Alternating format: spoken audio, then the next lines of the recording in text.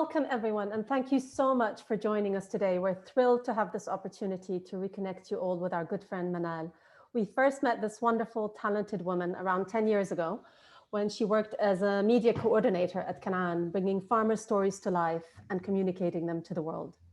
As most of you know, Canaan is our primary supplier of olive oil, almonds, and grains. Manal's photography and videography skills are exceptional, and we still use her images in our comms to this day.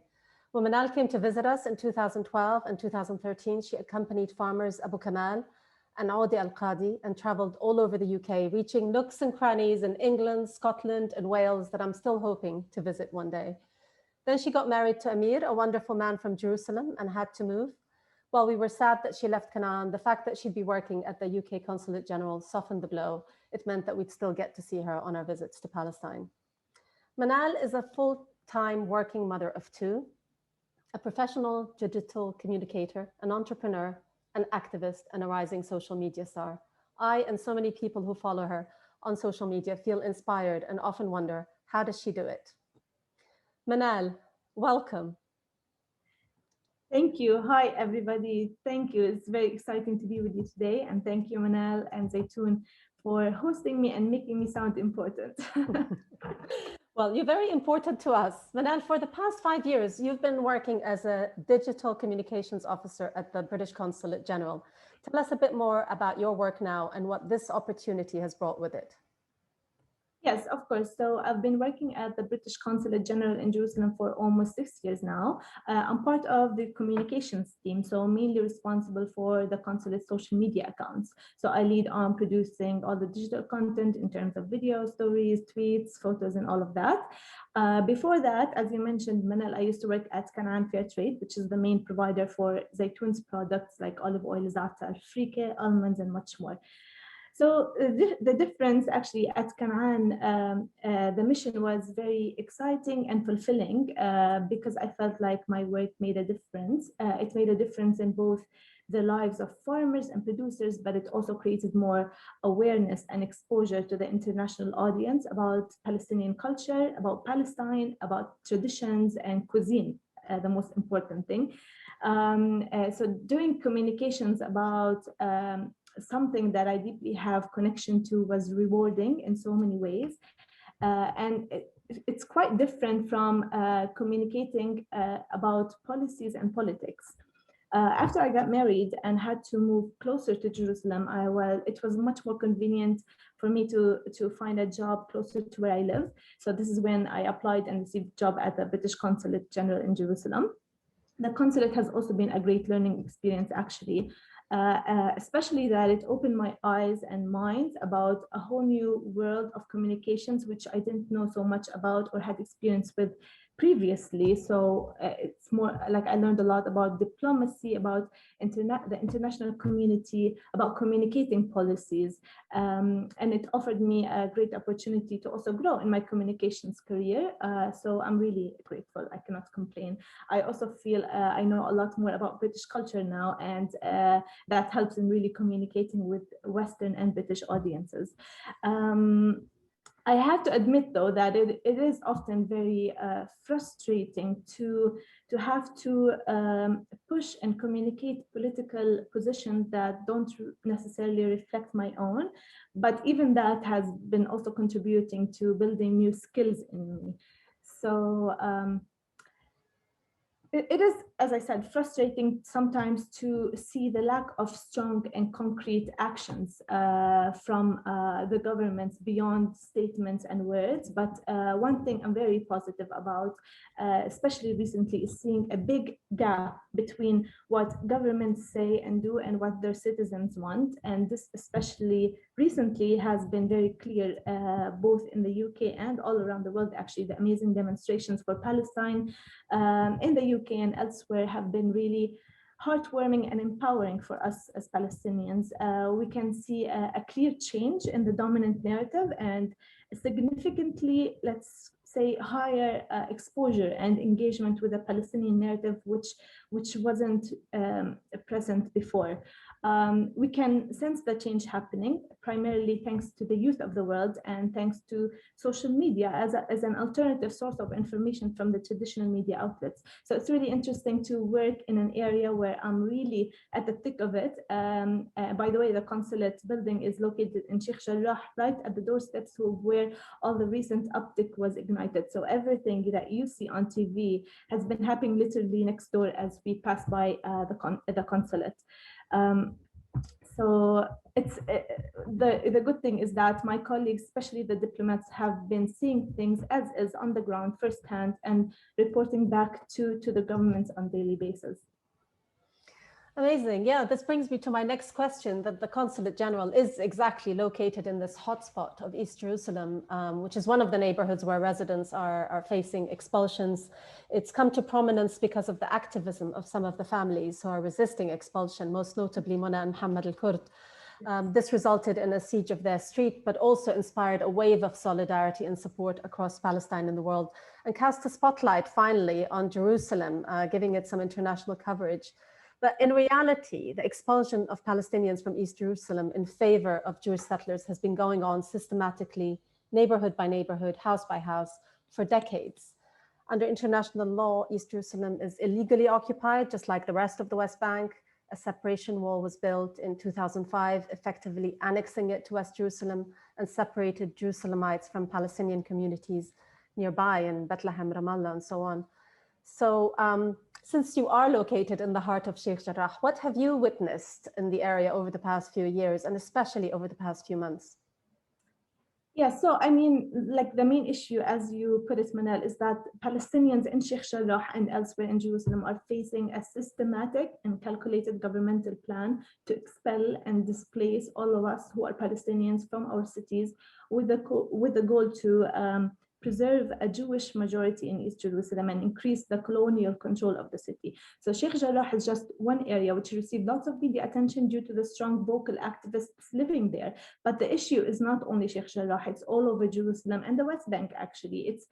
We see it in Silwan, we see it in Lifta, in Khan al-Ahmar, which you probably heard a lot about in the news months ago, in Homs al-Bqi'a, in many places around Jerusalem and the West Bank. It's happening right now as we speak in Beta, near Nablus, which I'm sure Zaytun team would know very well, as they picked olives there during the olive season.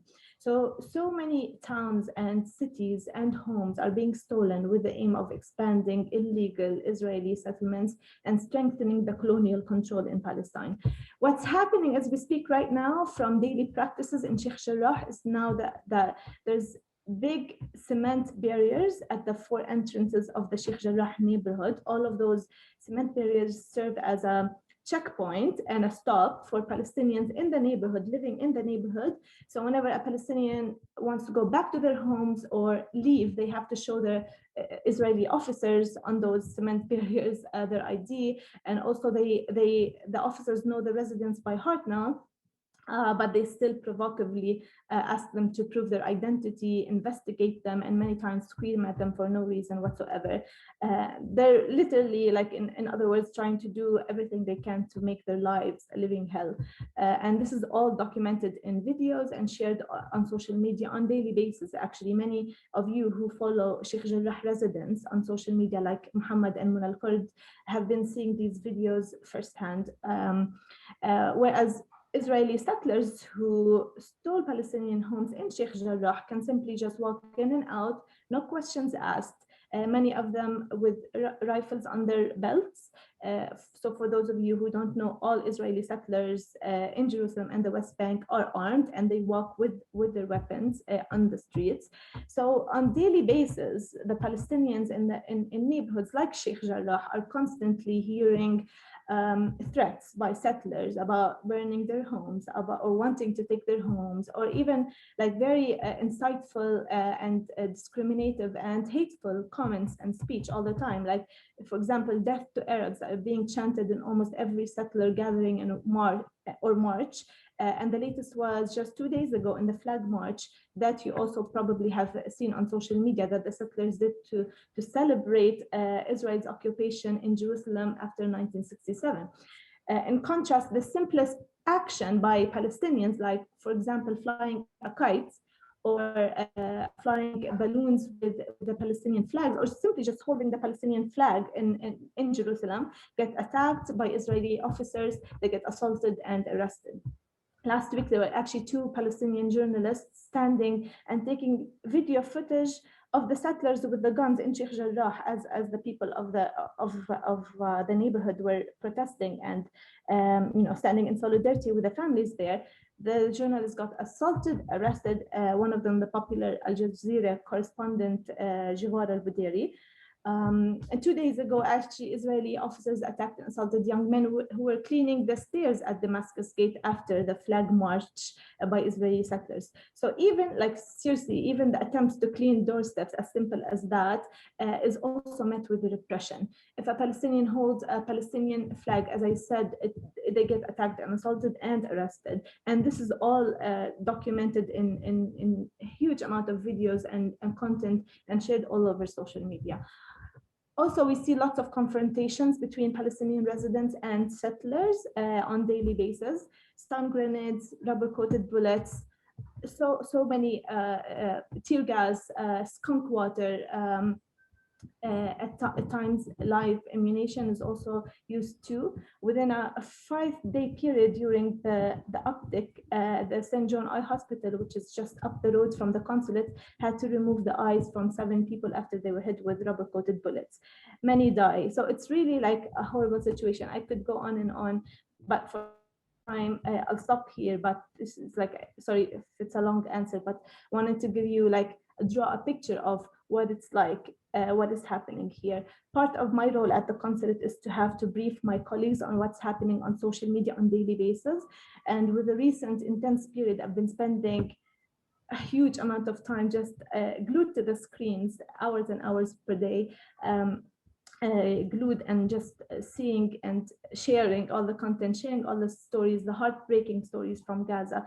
So it was an emotionally, and reporting to the team as well, not only sharing it on my platforms, but also it's part of my job to report to the team so they can report to the government. So it was an emotionally wearing period on all levels, frankly. So you could imagine what families who are in the situation, whose homes are under threat, or whose families get killed or arrested, or whose houses in Gaza got bombed, how you just can imagine the pain and the suffering they are facing. So hope this gives like a clear idea about the situation. It certainly provides a glimpse, which is grim, but really, really good to know.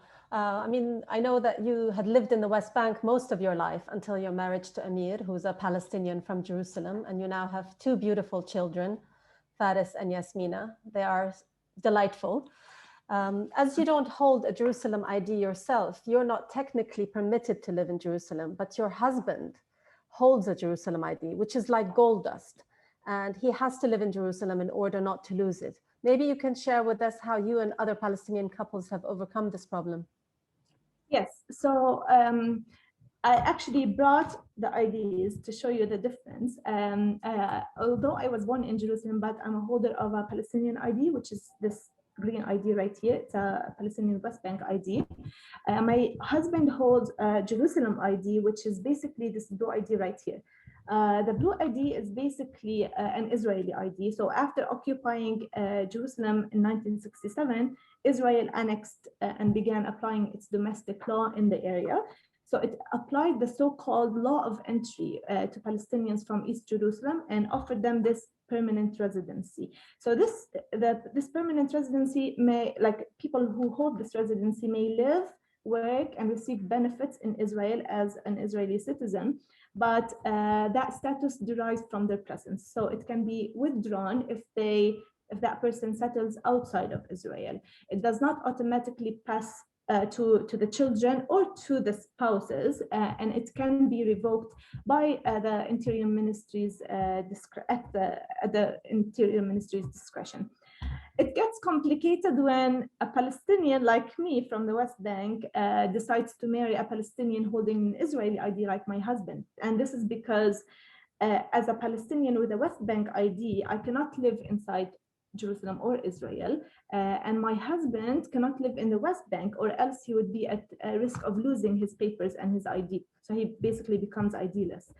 And I, as a Palestinian, need a permit from the Israeli authorities to even enter Israel. So, for example, Palestinians from the West Bank who were born in Jerusalem cannot visit Jerusalem without this permission or permit from the Israeli authorities, which is not an easy paper to receive. It's a very difficult paper to receive.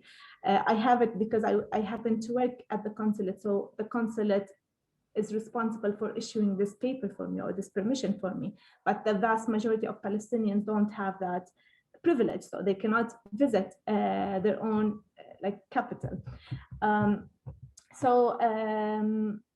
Basically, a Jerusalem ID holder, like Amir, my husband, can move freely to and from the West Bank. However, he cannot live in the West Bank. So the only option for us as a couple is to live in the area we currently live in, which is called Kufr Aqab, which is basically a suburb of Jerusalem. So it belongs to the Jerusalem district, but it's on the West Bank side of the separation wall. So this way, my family, who also hold the same ID as me, can come and visit me without the need of a permit.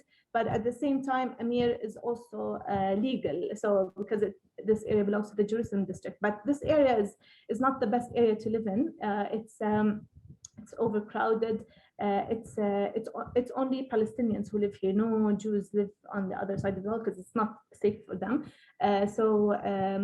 Basically, the Jerusalem municipality doesn't, or the Israeli authorities don't provide any services for people living here because they don't get it on the other side of the wall. And at the same time, the Palestinian Authority doesn't have control over it because it belongs to the Jerusalem district. So basically, it's like no man's land. It's very noisy. There's no privacy. It's very chaotic, and literally no authority. And also because my kids study in a school in Ramallah, this is a much better place to live in than from Jerusalem, because I don't want them to having to cross checkpoints every day. So really, I think the point I'm trying to get across here is that the occupation is not just the confrontations you see on TV. It also impacts every single decision we take in life, as simple as to which road to take to avoid delays at checkpoint, or which area can I live in, or which school can I put my children in. And the list extends to never-ending challenges of daily decisions that would seem much easier anywhere else in the world. So unfortunately, what became normal to Palestinians, this became normal to us as Palestinians. But the problem is that this normal under the 70+ years old occupation would wholly be unacceptable anywhere else. Absolutely. This is one of the many ways in which the fragmentation, isolation, and ethnic cleansing takes place. It doesn't make the headlines. It's slowly, and it's by stealth, and it's away from the eyes of the world, but it's happening every day to Jerusalemites. Because of where you live, the area you mentioned, Kufr Aqab, it's a neighborhood that is part of East Jerusalem, but on the other side of the separation wall. Part of your commute is having to cross the dreaded Kalandia checkpoint, which is a punishment in itself. For those of us who haven't had the displeasure of going through that experience, would you describe what it's like to start your day like that? Oh gosh, yes, it's awful. To put it to you in perspective, actually, Jerusalem is about 12 to 15 kilometers in distance from Ramallah, which is closer to where I live. So how long would it take on average, let's say, to drive 15 kilometers in London or in the UK? Let's hear it. Is it 15 minutes? Kilometers, about 9 miles.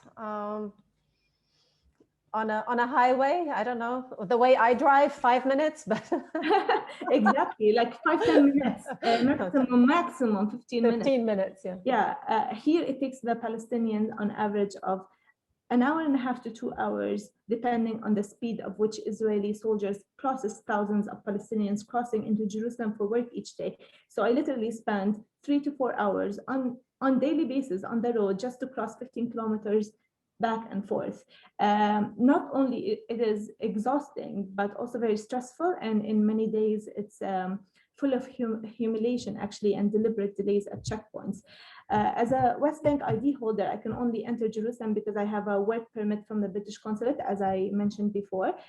So this permit prohibits overnight stays and does not allow me to drive into Jerusalem or beyond. So I can only use public transport to do so. If I want to travel to Jerusalem, I need to go into public transport or buy an Israeli plated car, like the one my husband owns. However, at the Columbia checkpoint, I still need to get out of the car, cross by foot, take off everything that beeps through the machines, like in an airport, wait in line with, in many times with hundreds of others, get checked before I can officially cross to the other side in Jerusalem.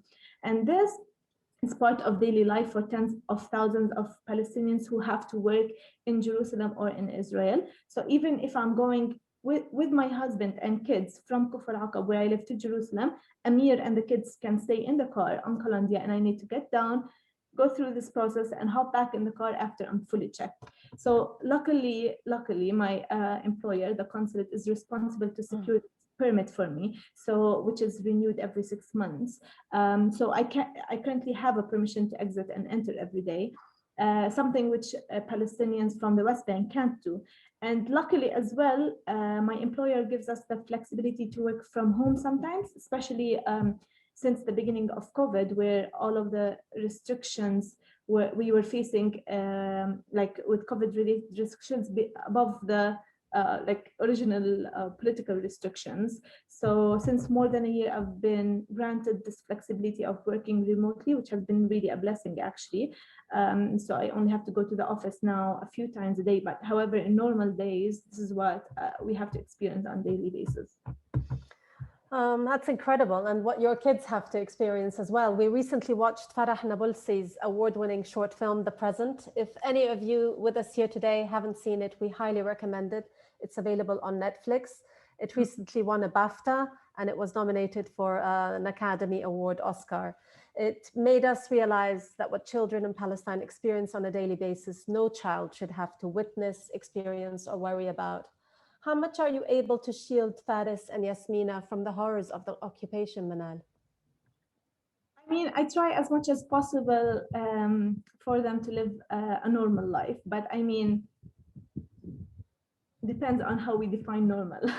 Like, I mean, simple things like seeing their mommy get down from the car to cross by foot, or sometimes smelling tear gas as we cross some roads when clashes erupt, let's say. Or recently, actually, after the whole of Sheikh Jarrah and Gaza bombing and all of the, uprising happened. So they were asking questions like, what's happening? Why are there bombs? What's happening? They keep hearing Sheikh Jarrah, Sheikh Jarrah. And so I had to explain to them, my kids are 5 and 7 years old, so they're still very little. And so I had to explain it to them in simple matter. And imagine that you have a home and somebody comes and takes this home away from you. Would you stand up and fight, or would you just let it go? And they were telling me, no, we will stand up, we will fight for what we have. And then I explained the situation in Sheikh Jarrah for their age. And then they were asking me questions like, okay, so will they come and steal our home, for example? And, they get exposed to things which they shouldn't get exposed to as kids, because no kids or no children in the world should be able to see the injustice and live like this. But at the same time, I keep repeating that I'm blessed that I'm able to at least support them into living as normal life, away from troubles like any other child in the world as possible. But at the same time, they should understand that there are lots of wrong things happening in the world, and that we should never remain silent, and we need to stand up and fix it. So trying to take that balance.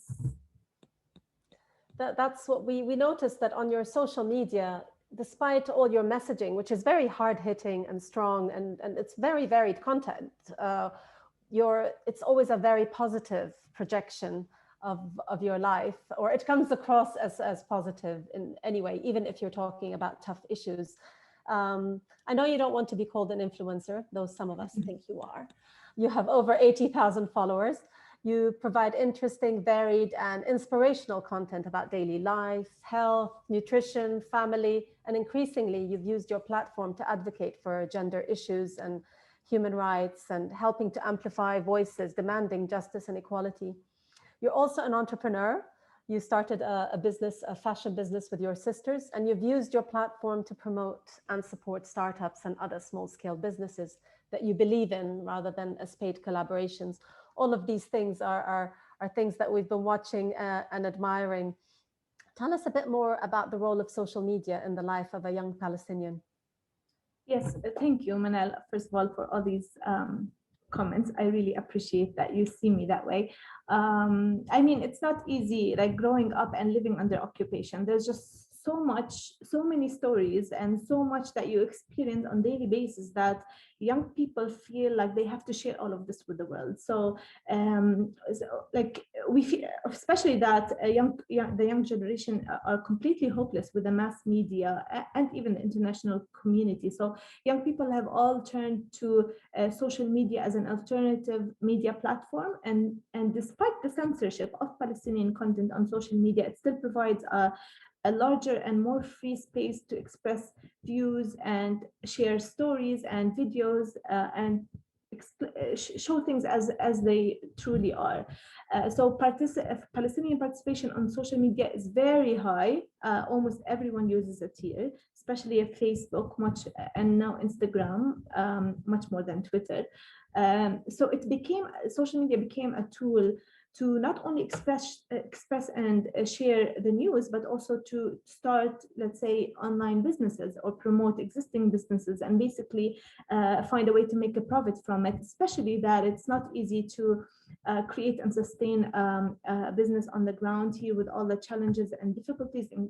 I don't want to name them, but some of them, including the lack of resources, travel and movement restrictions, and many others. So we have and as you know, we have no Palestinian borders. Everything that we do has to go through Israel. So even bringing services or goods, everything must pass through Israel, because we don't even have an access to the airport. We need to fly to Jordan to do that. So with all these challenges, social media became like a way for people to make a business in an easier way. But anyways, going back to my page, I was since I was able to attract this many followers, I now feel like I have the responsibility of using my platform to also not only to share what's happening and share the stories, but also to support young people trying or starting their own businesses. So I do promote startups, especially if they're owned or started by women.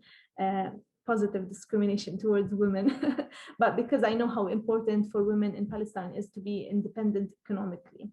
And I also use my platform to speak about violence against women and human rights. I share my dailies and my work and bits of Palestinian culture and life. I spoke previously now about the political situation, which is obviously very negative, but there's also, on the other hand, there's so much positivity happening here, lots of potential, lots of resilience, lots of determination, and lots of inspiring stories, frankly, that I love to highlight on my page. So yeah, this is how we use social media. There we go. Let me unmute myself. We have seen how the occupation has attempted to isolate Palestinian communities from one another. What we've seen recently in Jerusalem, the West Bank, Gaza, and with Palestinian citizens of Israel is anything but fragmentation. You were really one of those voices whose enthusiasm and celebration of this unity came through loud and clear. How did all that unfold? You're right. Unity, I think, was the slogan of the recent period. Seriously, Palestinians today feel more united more than ever. We feel more empowered than ever. The scenes that came out recently from all of Palestine, from Ramallah, from Nablus, from Jerusalem, from Hebron, from Gaza, and even Palestinian cities in 1948 areas like Haifa, Lid, Jaffa, and Palestinians in refugee camps in Lebanon, in Syria, in Jordan. They all expressed a sense of unity like never seen before.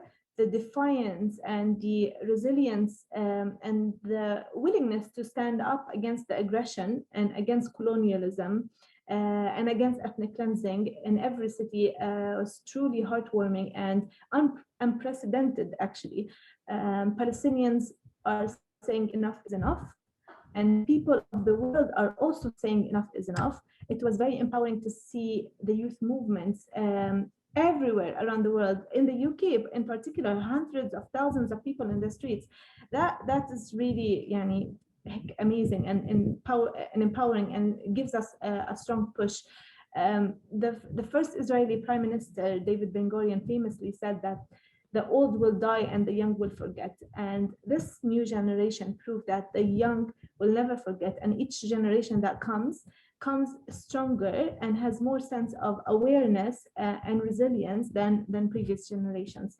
So, and I do want to say or point out that, frankly, Palestinians have lost faith in political leaders and in the whole political process. After 15 years of trying to please the international community, playing by the rules or trying all forms of peaceful resistance, Palestinians are now feeling that they can no longer rely on the international community because they, on the ground, what we are seeing is more oppression, more land loss, more expansion of illegal settlements, more violence, and complete impunity for settlers. And Gaza continues to be also under siege.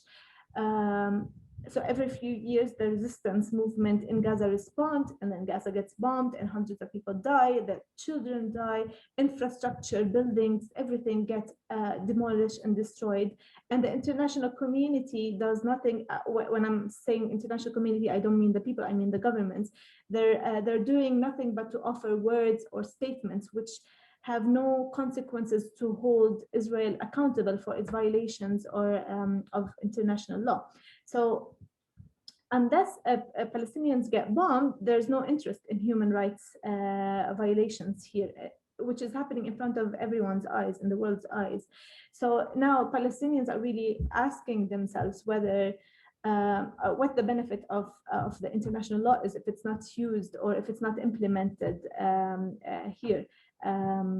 So it really takes a basic, so this is not political, this is more about human rights. It really takes a basic understanding of human rights and international law to realize that what's happening here is wrong in so many ways, and that it should definitely be fixed as soon as possible. We do know one thing, though, is that Palestinians, and I'm speaking as a Palestinian here, that no matter how long the occupation lasts, that we will continue to live here, we will continue to defend our land, we will continue to defend our dignity and freedom, we'll continue to work for our state and independence, and we will never abandon those rights or give up on Jerusalem. Israel must realize this fact, the international community and all of the world government must realize this fact and work together to make it stop. We Palestinians are, if the world is sick about hearing about Palestine all the time, we are really like sick of living it. So it's time for the whole world to stand together to end this. I agree, and if anything, I think Palestine isn't being talked about enough. The atrocities that are happening every day to people, and let alone Gaza and what's happening there. It's the whole world is turning a blind eye to it whenever they can. And it, as you said, it takes a mass bombing of people and lots of loss of life in order for it to make the headlines, which is completely unacceptable. One of the outcomes of this rise in awareness is this recent campaign to buy local produce, the Palestine Economic Week, which ran until the 12th of June. How easy is it to buy Palestinian on the local market, and how was the engagement with this campaign? The engagement has been amazing, actually. Last week, we saw farmers markets everywhere in Palestine. This not only in the West Bank, but also in 1948 and in Jerusalem. So this campaign came as a continuation or a result of another boycott campaign that was started by activists to encourage local citizens to boycott Israeli products and strengthen the Palestinian economy by supporting Palestinian businesses and buying Palestinian products. It's not very easy. There's still, I mean, there still needs a lot of work. We still need to do a lot of work to strengthen the Palestinian varieties in food, but the sense of awareness and the sense of solidarity in this campaign has been strong. The events took place in all of Palestine, as I said, and it included cultural and joyous activities like music and food and events and lots of awareness raising on the importance of strengthening the Palestinian economy. It also promoted and highlighted small businesses that needed some spotlight. So it's truly a great initiative. It was meant for a week, but actually beyond this week, which ended a few days ago, we're seeing the impact and the awareness is increasing, and hopefully that will continue. Inshallah, we hope so. Well, at Zaytoun, we have an ongoing campaign all year round, every year, encouraging everyone to buy Palestinian. It's hashtag Buy Palestinian. So please join us, Buy Palestinian, and join us in that campaign and use that hashtag as often as you can on all your social media. Manal, we're almost coming towards the end of the Zoom, and I would love to know, what are your hopes for yourself, for your kids, and for Palestine? Simply to see Palestine free. I spoke so much about the situation. So my only hope is that for my children not to have to live and experience the injustice as they grow up. The situation here is unsustainable, and I believe that unsustainable situations don't last forever. So the occupation must end, and my hope is just to see a free Palestine, hopefully in my lifetime. Simple as that. Inshallah, we hope so too. And finally, as we come to a slow close, what would be your asks from our audience today? Okay, so there's many things that the UK audience can do. I think pushing and putting pressure on your government to sanction Israel politically, diplomatically, and economy is a good start. We urge you as Palestinians to speak out against the injustice. We urge you to participate in protests to make your voices clear for human rights and for justice. And this could be also in a simple, you don't have to go into the streets, although we appreciate it. It could also be in a simple form of a tweet or Facebook or Instagram post, or simply just sharing the stories and the news. Millions around the world are seeing what's happening and speaking out through social media. And we want you to join these talks and speak out by contacting also your government officials. And we want you to also challenge the biased reporting in the traditional media, which still needs a lot of work. Another message is to support a Palestinian economy by buying Palestine. And from my perspective, and this does not necessarily reflect the Zaytoun perspective, but we also encourage you to boycott illegal Israeli settlements products. Zaytoun is a good start to buy Palestinian, not only for the sake of buying Palestinian products, but because they offer really high quality and delicious, nutritious food. And no, they did not pay me to say that. I know they, I'm saying it's really from the heart. Visit Palestine when you can and tell people about what you see. If you can't visit, you can follow some inspiring accounts of young Palestinian women and men showing what is happening, sharing their stories. Follow them, share their content and messages. I'm happy to provide or share a list of recommended names which you could follow to get more excited about the daily life here from the eyes of regular citizens and activists. And that's it. That's wonderful. Thank you so much, Manal. That was so informative and such a rare glimpse into the daily life of someone who spans so many different identities and is doing so many interesting things that we don't normally get to hear about every day here in the UK. Now we're going to open to some Q&A. So if any of you have got any questions, I know some of you have sent us some in advance, so I will start with those. And if we have any time remaining, then we can move on to any that you send through. I'm pleased that we got a question about food, because that's what we spend a lot of time talking about at Zaytoun. We take this topic very seriously. We have feasted with you many times, Manal, in farmers' homes and had some phenomenal picnics with you in olive groves. And I know that you are the hostess with the mostess as well. I've eaten at your house many times. People are asking, what is your favorite traditional Palestinian feasting food? This is the hardest question you asked me today. I mean, like, some people live to eat and some people eat to live. I'm the kind of people who live to eat. No, I really enjoy. I think Palestinian cuisine is amazing. There's just so many varieties. I love maklouba, which is a traditional Palestinian dish that is flipped upside down, contains rice, veggies, and meat or chicken. And literally everything that's stuffed. So stuffed grape leaves, stuffed zucchini, anything cooked with yogurt. I love yogurt.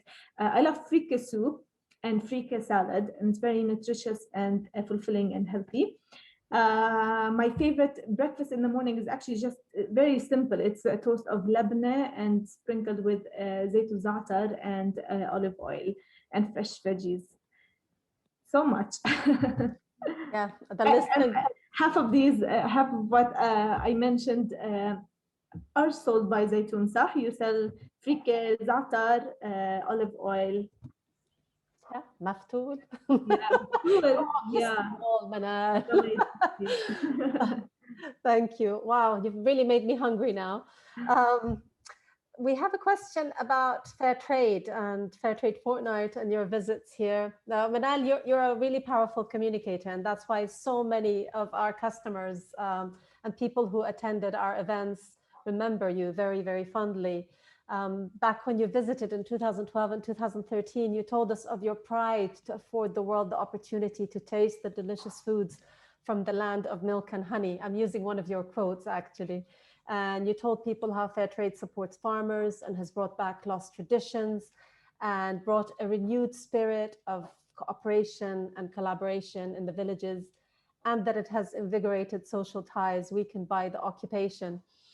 Now, about 9 years later, what fond memories do you have of your visit to the UK, or what were some of the highlights of your visit? I can't believe it's 9 years later. And where does time go? So many good memories from my time in the UK, in both years, actually, when I came for Fair Trade Fortnight. I remember the first time in particular, I think we slept in the homes of more than 10 families in like 14 days. We were literally moving every day to a different place. So being hosted by British families and feeling so welcomed was truly memorable. We used to hop from like one event to another, and although we're repeating the same story over and over and over, but each audience made it feel different with their questions, with their vibes, and in like interests. So I remember how productive that 2 weeks were. I might not remember names, but I do remember many faces actually. Spending also time with Zaytoun team has been great. I mean, I love those ladies, all of them, Heather, Manal, Bridget, and their families. I'm lucky to also see them once a year or two here in Palestine, as they come and visit all the time.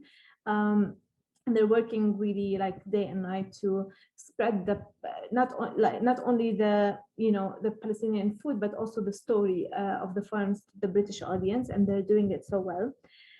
So from my heart, I encourage you to continue to buy Zaytoun, and thank you so much, Amjad, Manal, Heather, everybody, for hosting me today and for the work that you do. And I can't wait to see you again here in Palestine every year. Thanks so much, Manal. It's been such a pleasure chatting to you and hearing all about your life, your stories, getting a chance to catch up and catch people up with what you've been up to, which has been so much over the last 9 years. As we come to a close, I want to thank everyone who attended today and for all the interesting questions you sent and some of the comments in the chat. We can't get to them all right now, I'm afraid, but we'll try and follow up anyway with an email with some of the links and some of the social media accounts that Manal has said that she will send us. We'll share those with you, a few calls to action in case you're interested in following up. And finally, I want to remind us all that we are in the middle of Refugee Week. And we are thinking of all the Palestinian refugees, well, all refugees around the world, but Palestinian refugees across Palestine, in Gaza, in Syria, Lebanon, Jordan, and around the world. And we hope that one day they'll be able to return home. Thank you all so much for coming, and we look forward to seeing you on our next Zoom.